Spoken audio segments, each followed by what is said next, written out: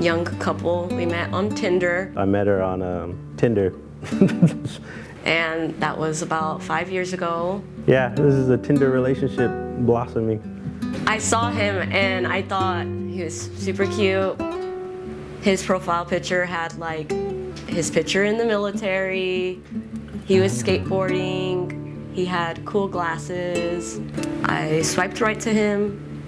He hit me up with like a cheesy pickup line. So she had, because in Tinder you have like your likes and dislikes, and her favorite song at the time was Sex on Fire by Kings of Leon. And so I said, I can make your sex on fire, and yeah. And of course it worked.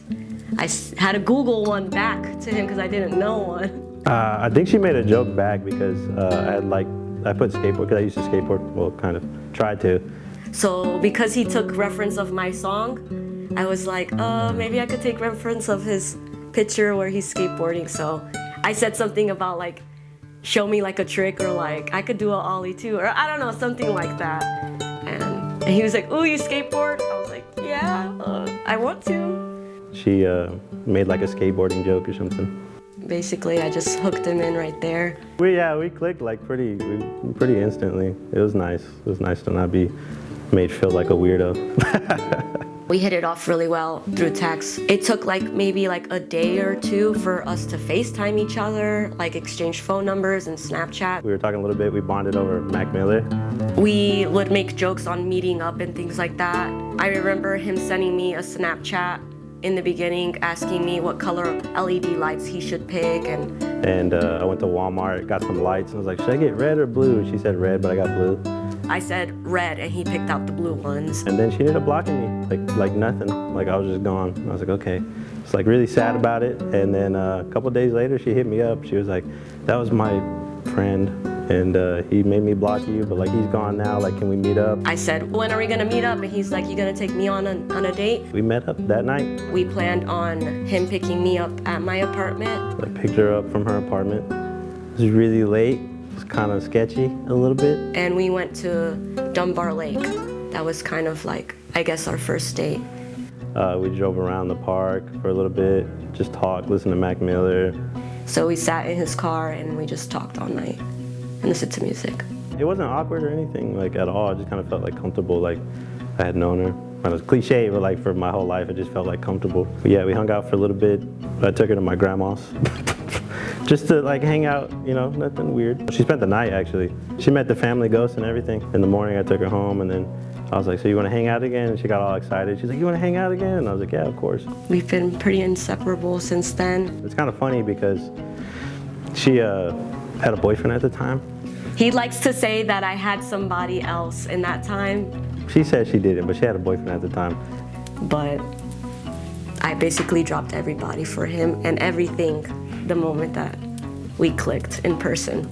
We went to Dallas. We went to a Porter Robinson concert. It was just really nice. Like, she loves Porter Robinson, and the music is like real, like it makes you feel like you like floating almost. When we had went, it was just like crazy because the only concert I had been to before that was, I think it was Lindsay Lohan. We went there and it was just really nice to like be in that environment with her. But just seeing her, like just because she's so full of emotion to like to the full extent, she loves so much. So to see her face just like there in front of the artists that she loved, you know, in that environment, it's just really cool. So I really like that trip. I don't know if he remembers this date, but it was at a sushi bar that he really was into back then. I think it's called Blue Moon. We went there and like I got really cute. He helped me like pick out my outfit, and I just like remember sitting there and just like really enjoying my time with him. That's like one of my favorite dates. I feel like in the beginning it just kind of made an impact for me. Eating sushi, talking to him. I don't know. My favorite thing about Evie, and it was a little glimpse into the vows, but I feel like she lives life how it's supposed to be lived. You know, feeling every emotion to like the full extent, like happiness, anger, like she's just not afraid to be herself. And it makes me want to be myself because I'm a little more reserved and everything, so I just love the way that she loves and the way she feels about everything. Just the way he expresses himself with me. He's 100% himself when he's with me. And I'm happy that he can be vulnerable. with me. He never stops showing me he loves me. Every day. Every day we're laughing. Every day we're happy. I had a family get together at my grandma's house. My uncle had given me like a whole jar of moonshine, and I drank like most of it. That was horrible. It was root beer flavored, so I didn't have root beer for like ever. I was like beyond like hungover. Like I think I probably should have gone to the hospital. So like that next day, she was just there, and I just saw like the nurturing, loving side of her, and it just made me fall in love with her. It was around COVID time, I believe. We didn't know like what the world was ending. I just wanted to let her know that how much she meant to me. And I was like, there's no time like the present. So went to get a ring and everything, and I had planned to do it in Colorado. We like to go to Colorado. Every now and then we make a trip to go to Colorado, and this time around, we planned on bringing my sister, her boyfriend, my mother-in-law, her boyfriend, and one of our friends, and me and Judiah. I had talked to her sister and her sister's boyfriend, and I'd met her parents over there in New York. She's from Connecticut, in that area. I asked them, asked her sister and her sister's boyfriend, and then we made a plan to go to Colorado. But I think it was like a week before, I was like hanging out with my friends, and Evie was there. We were just having a really good time. And I stepped outside and it started snowing. I was like, you know what? I'm just gonna propose right now. Like, I know we have a trip in a couple of days, but I just like, I don't know, I was just full of like love at the moment. So I was gonna do it. I went outside, called my mom, and Evie had fallen asleep. And we lived on the 3rd floor at the time, and it was snowing. I went outside to call my mom, and I told her, and she was like, you should probably just wait. It just, you know, we got a trip coming up, it's gonna be more meaningful. I was like, all right. So I went to go back inside my apartment, and it was actually locked. The apartment was locked. So I started banging on the door, like asking, you know, Evie to wake up. She did not wake up at all. So I had to go around the side, climb up the balcony 3 floors when it was snowing, and then open the thing. So yeah. I didn't propose that night. But then we ended up going to Colorado. We just made this trip just to have a little weekend in Colorado. I had no idea that he was proposing to me. One of the days of the weekend, we planned on driving to Denver, and he was telling me on the way, oh, my mom wants to like go look at this bridge. We went to the Millennium Bridge. You know, it has lights, it's really pretty. We just want to take like a couple pictures. I was like, okay, no problem. So we got there, and there's like stairs, and when you get to the top, there's lights. It's like nice architecture. It's really nice. There's like a little bridge too. My mom was holding the ring.